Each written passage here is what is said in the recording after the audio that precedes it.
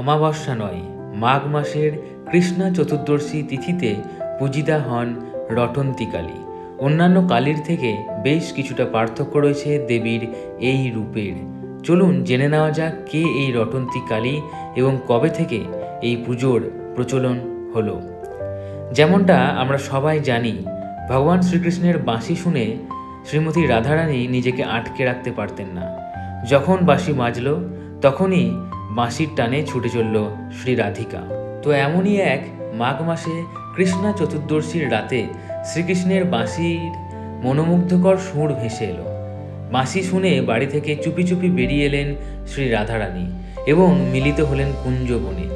আর এদিকে বহুদিন থেকেই যেহেতু তক্কে তক্কে ছিলেন শ্রী রাধিকার দুই ননদ জটিলা ও কুটিলা, তো ওনারা বাড়ি গিয়ে শ্রী রাধিকার স্বামী আয়ান ঘোষকে সব বলে দিলেন। তৎক্ষণাৎ আয়ান ঘোষ কুঞ্জবনে হাতে নাতে ধরার জন্য তড়িঘড়ি দেখতে এলেন। কিন্তু কুঞ্জবনে এসে আয়ান ঘোষ ভগবান কৃষ্ণকে নয়, দেখলেন স্বমহিমায় দাঁড়িয়ে রয়েছেন মা কালী এবং তার পদসেবায় নিবিষ্ট রয়েছেন শ্রী রাধিকা। তো ঘোর কালীভক্ত আয়ান ঘোষ তখন আপ্লুত হয়ে পড়লেন দেবী দর্শনে। আর তখন থেকেই লোকমুখে রটে গেল কৃষ্ণ এবং কালী আদতে ভিন্ন নয়।